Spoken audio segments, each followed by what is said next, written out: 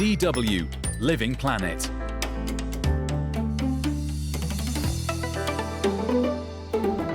Welcome to the show. I'm Kathleen Schuster. Coming up, people across the U.S. are feeling the effects of climate change. And my husband laughs and says, our grandchildren will not inherit our house because it may not be there. We'll hear about the solutions that people are working on to make their communities more resilient. We have been sequestering about 250 tons of carbon dioxide annually. It's a real blessing to be able to do that for our community at a time like this when climate change is so dramatic.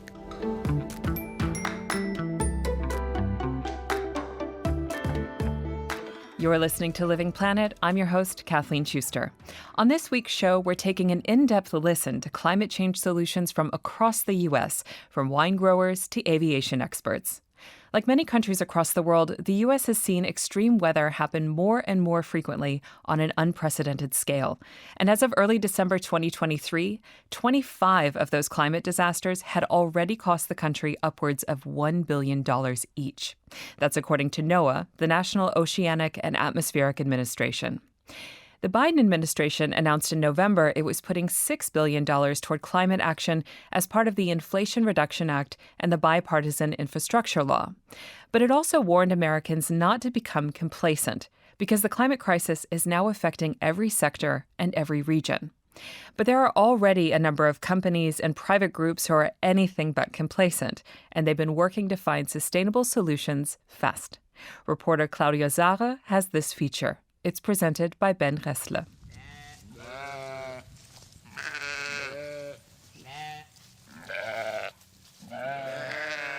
At a small vineyard in the U.S. state of Maryland, about 40 kilometers from Washington, a few sheep are grazing peacefully in the sunshine. Several hundred meters on, rows and rows of vines grow side by side. The grapes have already been harvested, and the leaves are turning yellow. So this is the vineyards at Doden. And it is part of my family's farm. We first purchased the property in 1725, so I am the 8th generation. There are 4 generations of our family that live here now. My wife and I started this operation about 15 years ago. That's Tom Krogan, a scientist turned winemaker based in Davidsonville, Maryland. The 69-year-old is visibly proud of his vineyard. His ancestors cultivated tobacco on this land back in the 18th and 19th centuries. Then, from the 1960s onwards, they switched to corn, soy, and grain. Today, this land is used to grow wine. Doden Winery is one of about 100 vineyards in Maryland. But it's not like most. That's because Tom Krogan makes eco-friendly, carbon-neutral wine. Krogan's vineyard is an oasis of grasses, wildflowers, and herbs, crawling with insects and microbes on top and inside of the soil, keeping it nourished and healthy. The sheep act as natural mowers and fertilizers. Our goal is to become a completely self-regulating ecosystem. If it wasn't mating season, the sheep would now be grazing on grasses and weeds between the vines. Their droppings play a key role in fertilizing the soil, making them an important part of the ecosystem. And the sheep will nibble down all these grasses. They will clean up the area a little bit. And more importantly, they will develop decomposing fungi in their rumen, and they will poop it out. The wine grower has reduced his use of insecticides by 70% and the use of fungicides by 30%. That helps keep the soil healthy, and that means even better tasting wines, says Krogan. Solar panels installed around the farm generate green energy, and any emissions produced, such as from the petrol-fueled tractor, are offset through carbon sequestration. It's all part of how he manages to produce carbon-neutral wine. We have been sequestering about 250 tons of carbon dioxide annually. That is the equivalent of about 30,000 gallons of gasoline the carbon dioxide emissions from 30,000 gallons of gasoline, which we're really happy about. And it's a real blessing to be able to do that for our community at a time like this when climate change is so dramatic and has the potential for such devastating consequences. The state of Maryland sits on the Atlantic coast, and rainstorms are becoming more and more frequent. This year we had 5 episodes We call them rain bombs, where we had 2 inches or more of rain in 30 minutes or less. That's a huge amount of rain coming. Visitors to the vineyard welcome its climate-conscious approach, says Managing Director Regina McCarthy, who says that they'll soon switch to reusable bottles. Yes, we find that we have some guests who seek us out because of our farming practices. We also have guests who are looking for a fun vineyard to visit on the weekend and are completely surprised when they hear about our approach, and always pleasantly surprised. There's no doubt the US public is increasingly aware of the need to make big changes to protect the climate. A Pew Research Center survey found that 3/4 of Americans support US participation in global efforts to combat climate change. And a majority want the government to prioritize developing renewable energy sources. There are countless initiatives and companies across the US working hard to bring down greenhouse gas emissions, develop new eco-friendly technologies, and campaign for a cleaner environment. That's because the effects of climate change are increasingly impossible to ignore. 2023 was the hottest year on record since weather records began. Across the US and beyond, severe forest fires, floods, storms, and heat waves are becoming more and more frequent and severe. And it could be even worse for Americans. The latest US National Climate Assessment found that the country is heating up 60% faster than the world as a whole. And still, the US is the largest greenhouse gas emitter in the world after China. About 1/4 of these emissions result from burning fossil fuels like coal, oil, and gas to generate power. Around 28% comes from the transport sector, petrol-powered cars, and, of course, aviation.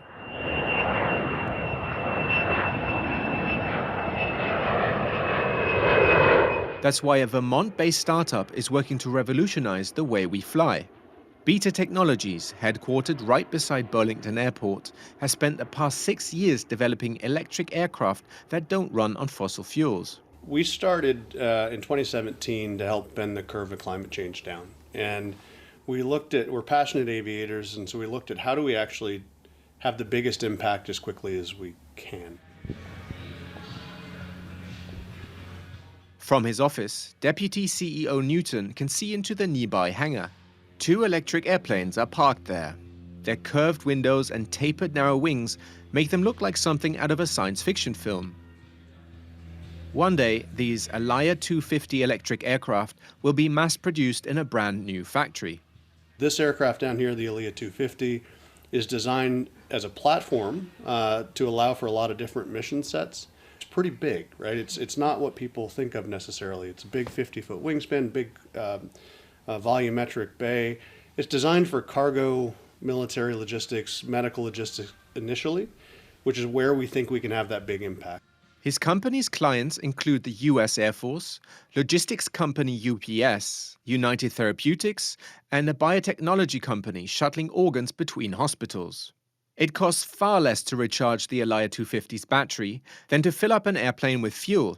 And it doesn't even need an airport to take off and land, says Newton. By creating these new distributed networks, leveraging the power of vertical takeoff and landing away from airports, you unlock all these new network opportunities that otherwise were never available.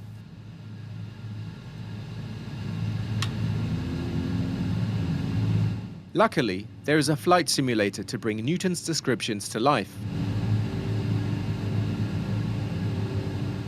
The Alaya 250 takes off vertically, like a helicopter, thanks to propellers located on its wings. Once at cruising altitude, the propellers are switched off, and the quiet electric jet engine is turned on. It's so quiet.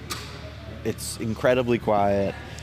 You get instant torque, so the aircraft just kind of pops off the ground, and the visibility is incredible. I mean, look at the window pane there. It's, you can see all across the sky, which is really beautiful to see, and really adds to the experience of flying.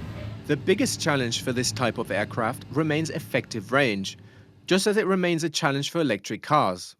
Although the industry is working hard to innovate. The Alaya 250 managed to fly some 600 kilometers on a single battery charge in trials. The long-term plan, however, is for it to cover shorter distances. For that, however, a network of recharging stations is needed, says Newton, which is what Beta Technologies is also working on, so that one by one, they can be installed at airports. There's technical challenges to be sure. Battery energy density still has a long way to go. It's nowhere near jet fuel. You overcome a lot of that with the efficiency gained in electric propulsion. You say it sounds simple. Electric motors really are simple compared to internal combustion, and they generate a lot of efficiency. Energy density of batteries is improving, doubling every 7 or 8, 10 years or so. So we'll see that start to improve, and we're already seeing massive improvements there. And then the regulatory frameworks are challenging as well. The company aims to produce some 300 climate-friendly planes every year by 2027, once it's up to full production capacity. The aircraft will be able to shuttle up to 6 passengers across short distances. So it looks like some of the most polluting sectors still have quite a way to go before they can drastically reduce their emissions. That's why others are busy making sure that important carbon-capturing ecosystems remain intact, such as grasslands, or prairies as they're known in the US, which store around 1/3 of the world's carbon. Like other carbon sink ecosystems, grasslands are hugely important in regulating temperature, boosting air quality, and storing carbon emissions. Montana is home to a vast, flat prairie, stretching out like an ocean. Here, you'll find no trees or even shrubs, just thousands of square kilometers of open space covered in yellow-green grass. Today, 2/3 of the country's prairies have vanished because humans settled here or turned it into farmland. The American Prairie Foundation wants to protect as much of Montana's grassland as possible. It has used donations to buy up or lease some 100,000 hectares of prairie in the state's northeast. Protecting these grasslands is essential in the struggle to fight global warming, says climate scientist Kathy Whitlock of Montana State University. More than half of Montana is grassland. People think of mountains and glaciers, but over 50% is grassland. And of course, the grasslands themselves are a precious natural ecosystem that we're trying to protect. Grasslands are incredibly important, and grasslands are a major carbon sink. As much as forests by some estimates. And so keeping grasslands healthy and as a carbon storage unit is really important. That's why it's important to protect the area's biodiversity and maintain its ecological balance. Only healthy grasslands can absorb harmful greenhouse gases. The American Prairie Foundation has now started releasing bison into these areas. This herd has grown to over 800 bison, says Scott Heidebrink. Almost every day, the 37-year-old drives out into the prairie with his pickup truck to check on the animals.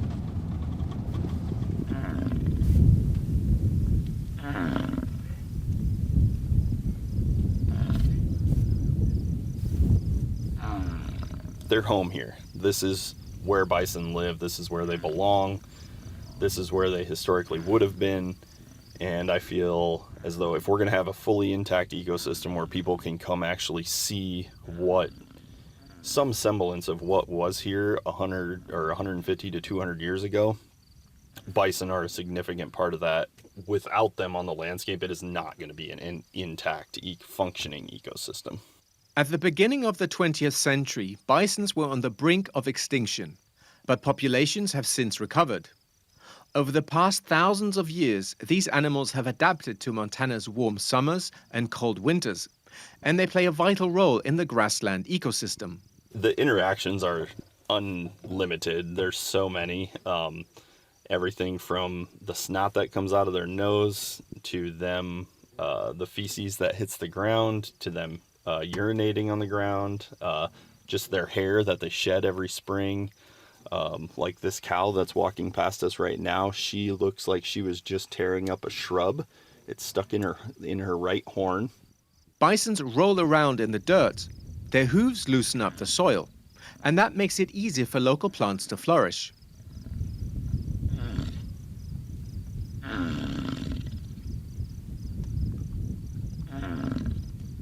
Not everyone in Montana has welcomed the idea of bringing back the bison.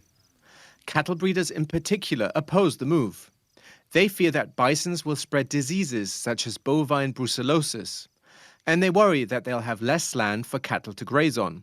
One such critic is cattle farmer Newell Roach. So they're changing the culture in the communities that they have purchased their land, displaced the ranching culture, displaced the economy of those ranching cultures in order to recreate a fantasy.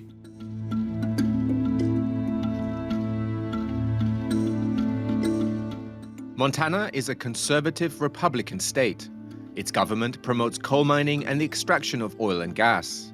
Cattle breeding and meat processing are big industries too, none of which are very climate friendly.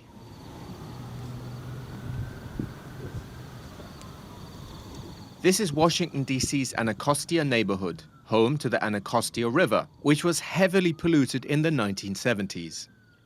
But after a successful campaign from residents, the river was cleaned up. Residents like 91-year-old Howard Gassaway. Now it's safe to swim in the Anacostia River.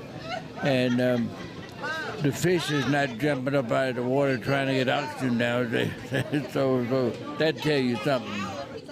Howard Gassaway has taken a seat at the Seafarers Yacht Club right by the river.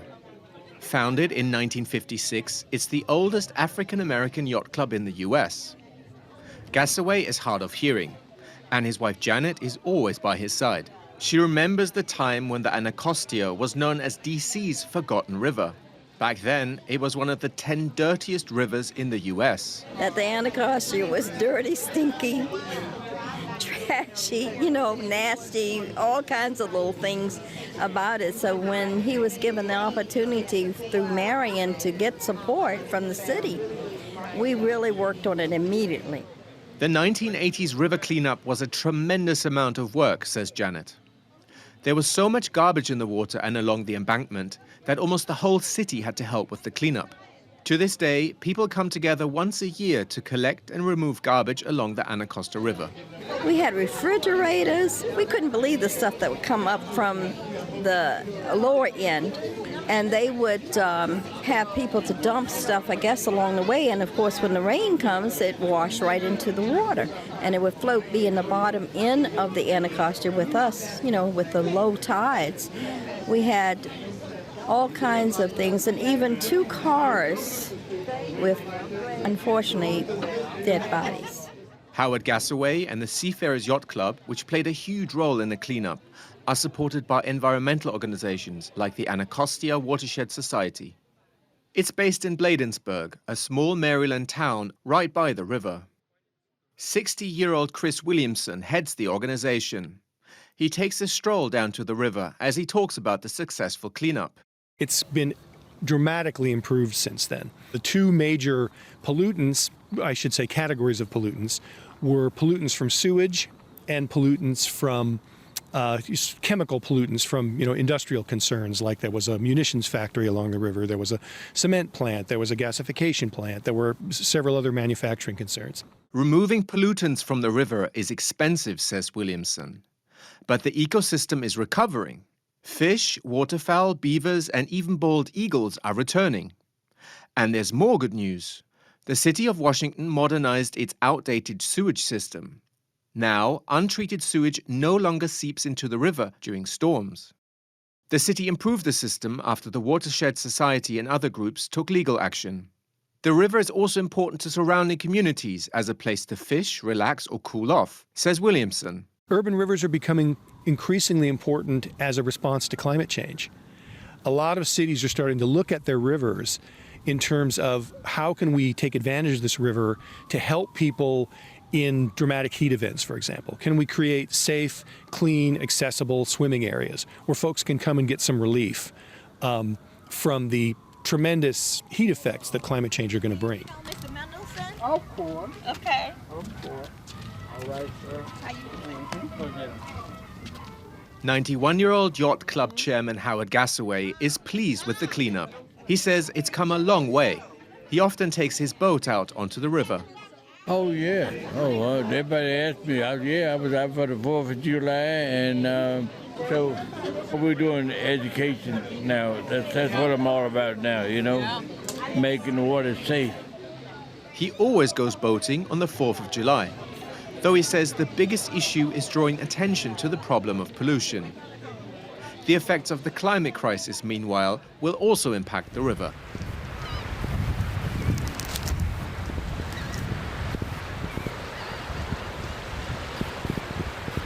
Scientists predict the river's water level will rise dramatically due to sea level rise caused by climate change. The effects of melting polar ice caps are already evident today in the state of Delaware, some 300 kilometers east of Washington. Sea level rise is posing a major threat to the state's 600-kilometer coastline. Towns like Boas Beach are often flooded during storms, and beaches are eroding. The only thing left for people to do is to adapt and fight coastal erosion. For example, with the help of coconut fiber mats. But wherever the wooden stakes are along the shoreline, that's where coir logs were placed and tied down. The coconut fiber mats protect marshland coast from eroding, says Quinn Witzel, who works for the American Littoral Society. It promotes marine habitat and coastal protection. But the mats must be replaced at regular intervals because the organic matter gradually disintegrates. The 2,000 square kilometer Delaware Bay is very vulnerable to the impact of climate change. Heavy storms are eroding the region's extensive salt marshes. A delicate ecosystem, says Quinn Witzel's boss, Shane Goodshall. This whole beach used to have houses running down the lane, right? And so it was all cleaned out. And all the old housing was removed. The pilings and the old septic systems weren't even septic. They were like cesspools, not even really septic systems. Cleaned up the shoreline and created a new beach for horseshoe crabs and shorebirds. So it's a really neat project. The American Littoral Society is eager to protect the horseshoe crab's habitat, a species that's over 400,000 years old and only found in Delaware Bay. But storms are increasingly threatening this delicate ecosystem, which is home to the horseshoe crab as well as many other animal and plant species. And seaside settlements are threatened too. We catch the ferry to Lewis, Delaware.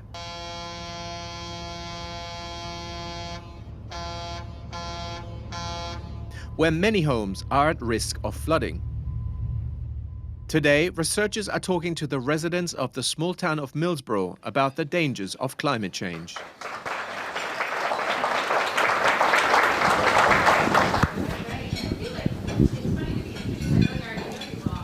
Yeah, Delaware has the lowest mean land elevation in the United States, so we're very low lying. And on top of that, we have a rate of sea level rise that is twice the global average. So our tides are getting higher, and that's causing more inundation on our low-lying roads and properties. So we do have quite a lot of flood risk in Delaware. That's Danielle Swallow of the Delaware Sea Grant Research Group. She is warning locals that sea levels will rise by at least 30 centimeters by 2030. Storm surges will push Atlantic water inland, but also cause streets and properties to flood as rivers swell up. Most residents, however, know of these dangers and do not want to move away. Like 67-year-old Jennifer De Bernardis, she and her husband own a house in Sussex County, only a few kilometers from the sea. And my husband laughs and says, our grandchildren will not inherit our house because it may not be there. Danielle Swallow finds this attitude concerning. She says anyone who insists on staying in the area should talk to local authorities about how to adapt to these dangers. I think for Delawareans to become more resilient to sea level rise and climate change, first it takes the way we design our infrastructure so that we're building smarter and higher and further back from the coast.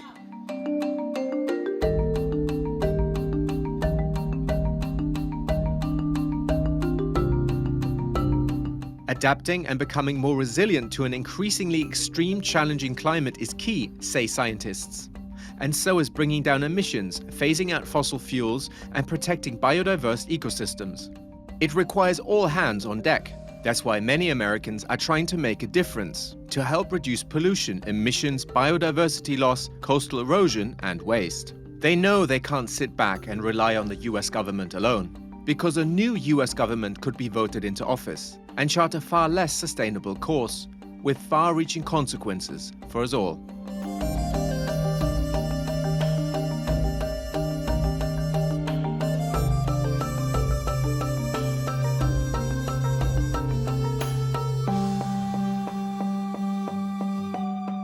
Ben Ressler with that feature from Claudia Sarre. You're listening to Living Planet with me, Kathleen Schuster. Time for a quick message from DW. I'm Andreas Becker. I'm Nicholas Martin. Imagine if someone promised to double your money within a year by investing in medical cannabis. Would you believe it? This is the story of the biggest cannabis scam ever.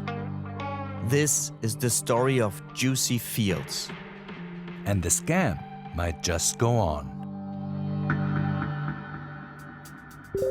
I've lost 20K. I had 350,000 euros in the account.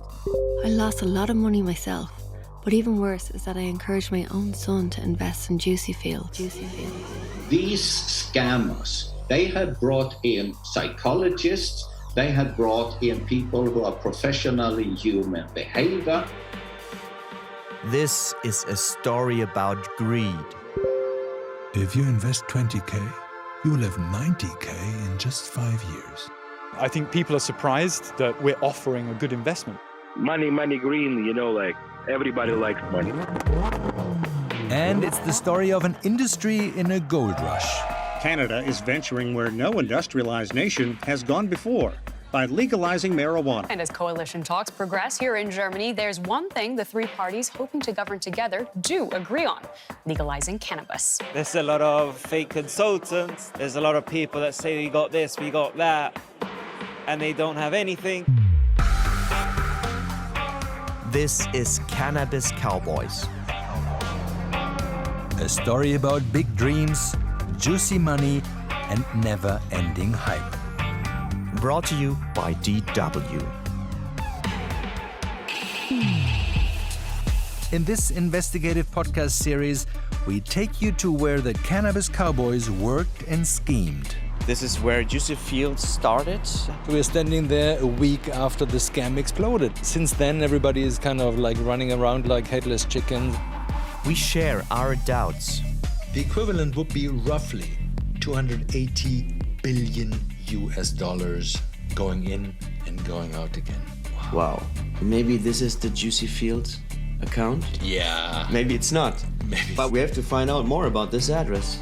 And we take you into a world that we didn't expect to enter when we started this investigation.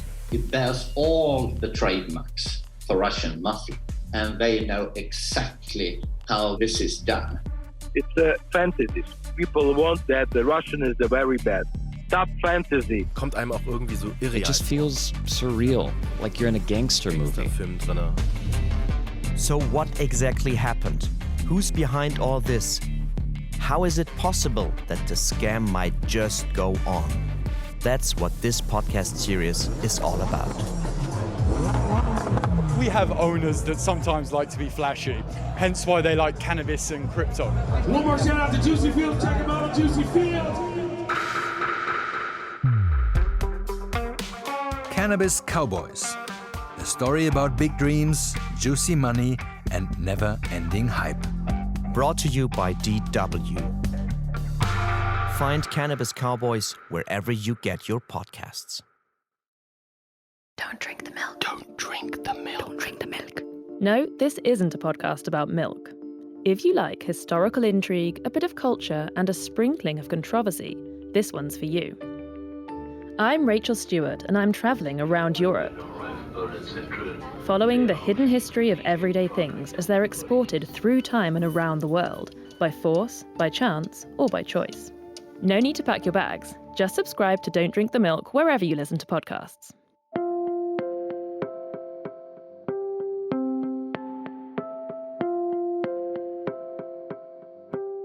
Today's episode of Living Planet was produced by me, Kathleen Schuster.